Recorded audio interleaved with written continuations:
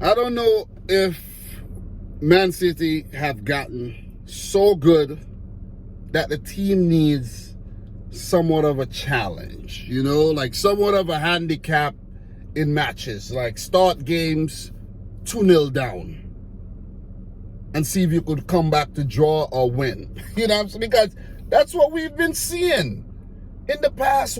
We have 4 matches already this season. If you go back to the last 2 games last season, we had to come from behind twice.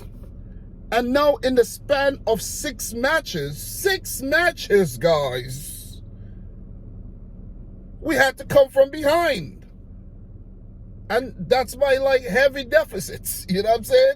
This is absolutely ridiculous. I like it. Don't get me wrong. I'm loving it. But it's not good for the heart, man. It ain't good for the heart. If you're a weak fan, it ain't good for your heart at all. Luckily for me, I managed to stay calm. But, you could only do that for a certain amount of time. You see what I mean? When you're in a game and you're 2-0 down at halftime, most times that's an L. You see what I'm saying?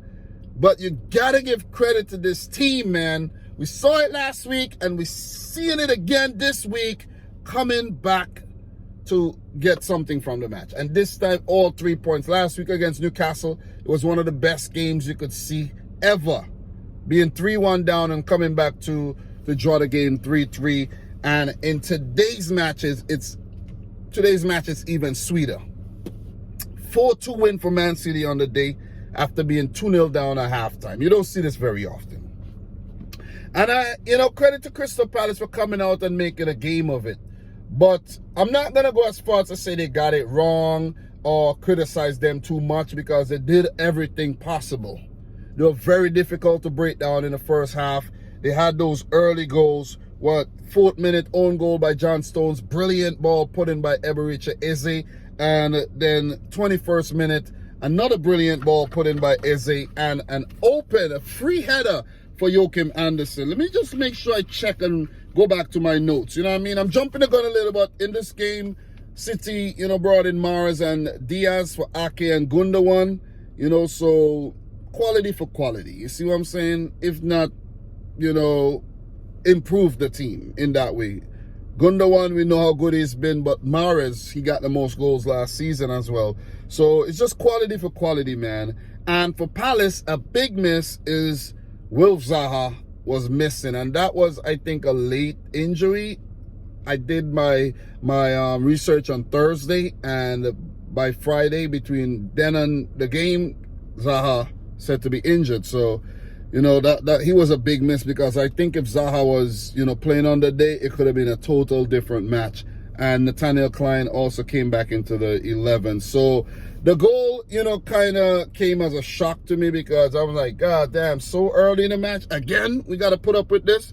But, kudos to Palace for, being positive and getting an early goal. Whether it's a own goal or what, it's still a goal. It counts. And for the first 20 minutes, they were holding very, very firm. Of course, City tried to get back in the game, but they could not pass that very, very compact midfield and defense set up by Patrick Vieira here. And you got to give credit to the Crystal Palace players, who are coming off of some really, really good results. The draw against Liverpool, the win in that game against Aston Villa. So they're a confident bunch of players, and they started this game brilliantly. Joachim Andersen with that second goal. I was like, Jesus Christ, what is going on here? People are actually, bantering me on Twitter, and I'm like, just trying to keep my calm, because I'm like, I have no defense right now. You see what I'm saying? But look, City tried and tried and tried to get back in this game. You know what I'm saying? And I think we were stunned, very, very stunned to be 2-0 down. But you got to give credit to the team for showing a lot of character here. Phil Foden, I think, got one of the best chances in the 39th minute, where his header went over. That was the best chance indeed. Erling Haaland was well dealt with. He was frustrated. De Bruyne didn't have a lot of the ball. Bernardo didn't have a lot of the ball. when I say didn't have a lot of the ball, I mean in dangerous areas, in dangerous situations. Yeah, Man City have a lot of the ball, but it's a lot of sideways passing, a lot of, failed attacks. But at halftime, being 2-0 down, Pep had to give one of the, the most significant pep talks in his career, I think, for them to come back in this game, because I don't know how we came back here. Seriously, I know it's brilliant, character from the players and the skill and the ability, but god damn, how are we managing to do this game after game? No, something has to stop. This defense is getting a little too leaky for me. You see what I'm saying? 2 games in a row, and look, maybe I'm exaggerating, but look, we conceded what, 5 in the last 2 games of the season, and we started off well with 3 clean sheets, to be fair. You see what I'm saying? 3 clean sheets. No, what was it? No, 2 clean sheets, and then the draw against Newcastle. I'm jumping the gun. And now we've conceded 5 goals in the last 2 games. That's not good. That is not good at all, man. But look, credit to this team. A lot of credit goes out to this team. And Pep didn't change anything. He didn't panic early by making 3 changes at halftime. He does not do that. But you could see he was a frustrating man on the bench, in the dugout. He was very, very frustrated, man. And if he had hair, he would have been picking them out there. Maybe he's picking out the ones at the side. But I was at work watching this game. I was cool, calm, and collected. And people was saying things to me on Twitter, but I wasn't taking them on because I knew the team would fight. And fight we did. Look, that Bernardo Silva goal in the 53rd minute. Listen, man, I know we might lose him next year. I know we might, but we can't. You see what I'm saying? Man City got to do every single thing to keep a hold of this player. The deflection did help, but good work by Rodri for setting him up.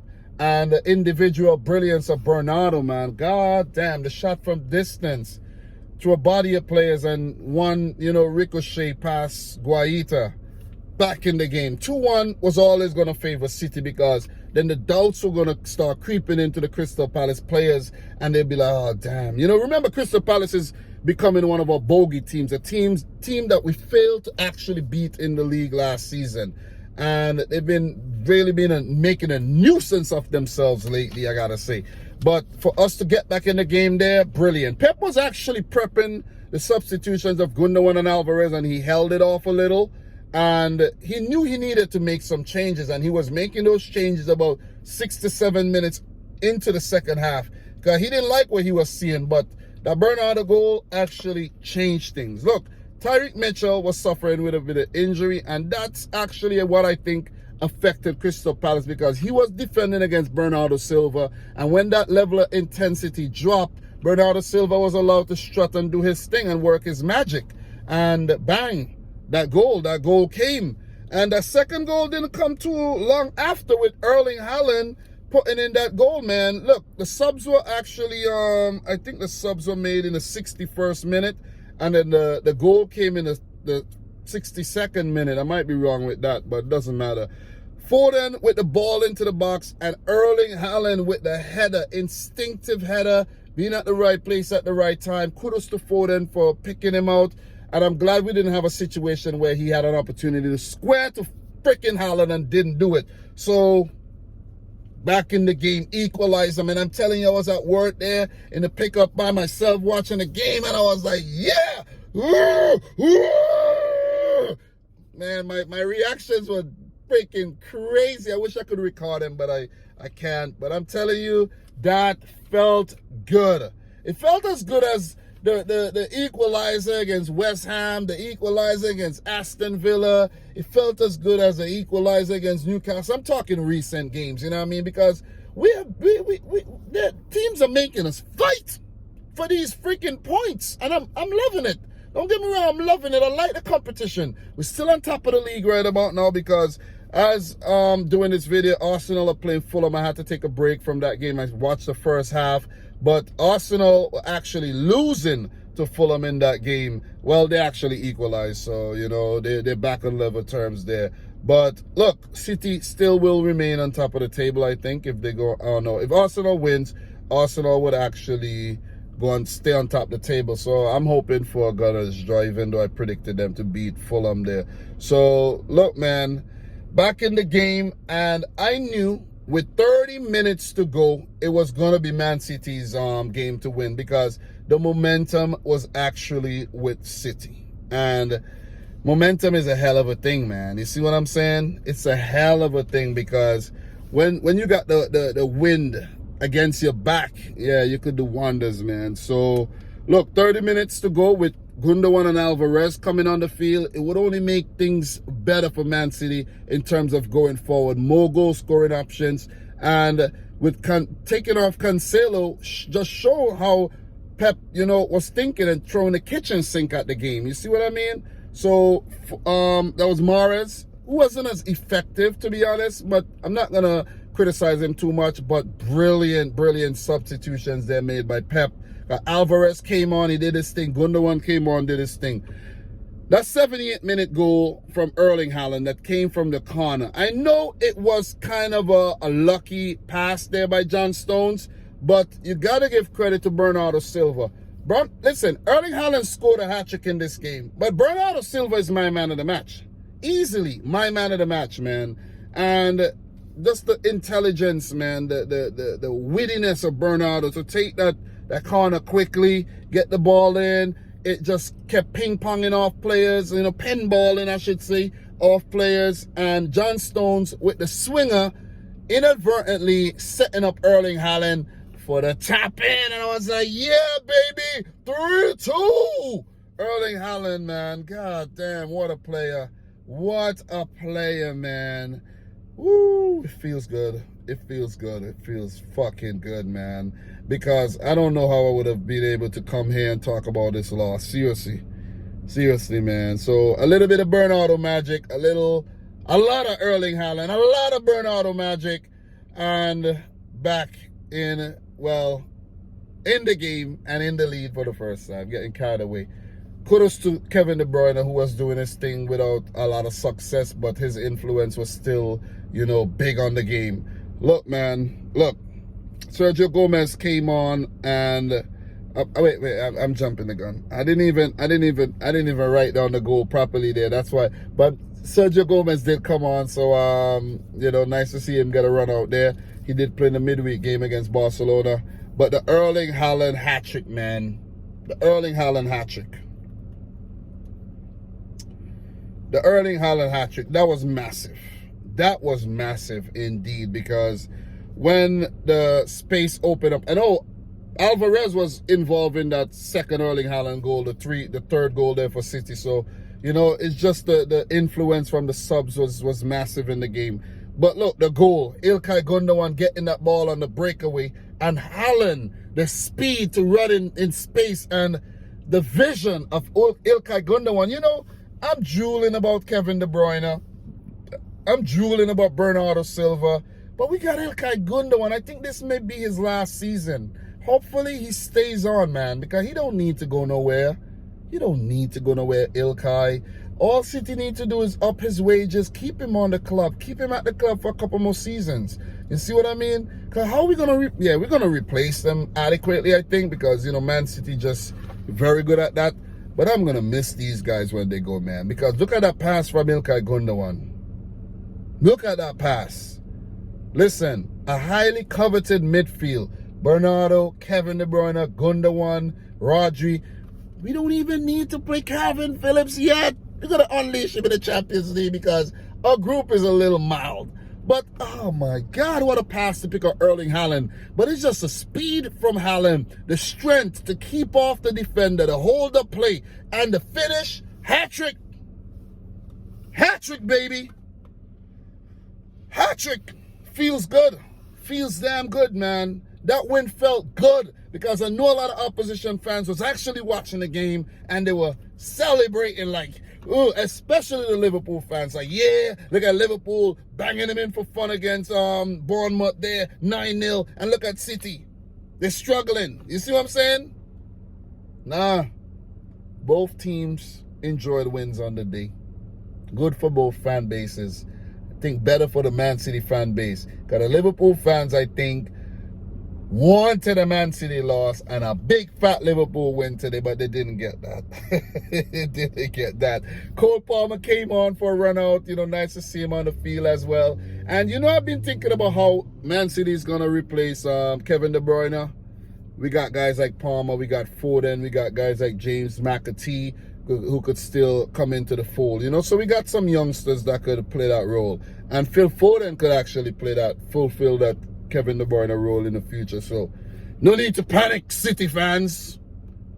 And I don't need to panic either. Let me stop panicking. But what a game, man. What a game. Listen, I think Patrick Vieira and Crystal Palace did the best they could do. Their hands were tied because Man City are just inevitable. They would just keep coming at you until, you know, they get what they want. Unrelentless. Too bad we couldn't do that against Real Madrid last season and win the Champions League. But it's looking good this season. I don't want to get hyped up. I don't want to get overly excited and then we flop in the Champions League again. But with Erling Haaland playing like this, oh my God, this could be your year. Let me stop. Let me stop. I promised myself not to get too hyped up about the Champions League this season and just set myself up for disappointment. So, look, just to wrap things up, I know it's been a while. Look, 18 shots, 5 on target from Man City, 75% of the ball, 766 passes with a 90% pass accuracy. God damn. Crystal Palace, 2 shots, 2 goals. That's it. That's why the Newcastle performance, I think, was a better one because they just kept coming at us. They were actually more dangerous. While for Crystal Palace, they just sat back for most of the game and defended 25% of the ball. Hardly any forays into Man City's final third. And, you know, it's into Man City's third, I should say. And look, it was a good effort defensively by Crystal Palace. Let me put it that way. But they would feel a little, you know, disappointed, very disappointed, I should say, that they lost this game. And they would look to grow in strength and bounce back even stronger in their next game. So they've got 2 losses already this season, 1 win and a draw. They got 6 points 4 points so far this season. They're 13th. They're the type of team that comes in 13th every season anyway, like most of the time. Man City still unbeaten, 3 wins and a draw, 10 points, and they are on top the table. I should say we are on top the table. It feels good.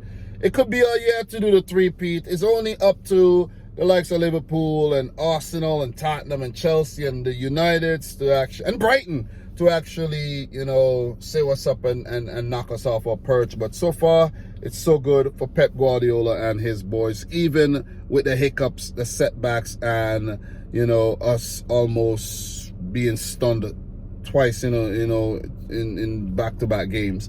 So, look, man, I'll talk more in the review. I've been too long, you know what I mean? I got to get going. I got to go drop my wife to work. I want to eat something before I go as well. So I don't want to bore you any longer. But big up to all my City fans watching this. You know, I know you guys come out and support the thing.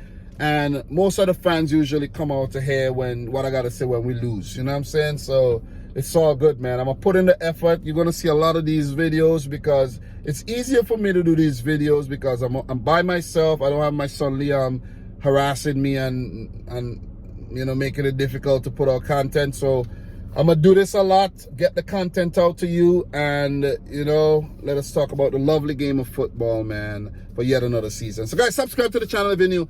Like the video if you haven't yet done so. And hard luck to Crystal Palace. Kudos to my team. And from your boy, Dom, let me know if I miss any talking points in the comment section down below. Until next time, peace out. Rich Squad. Peace.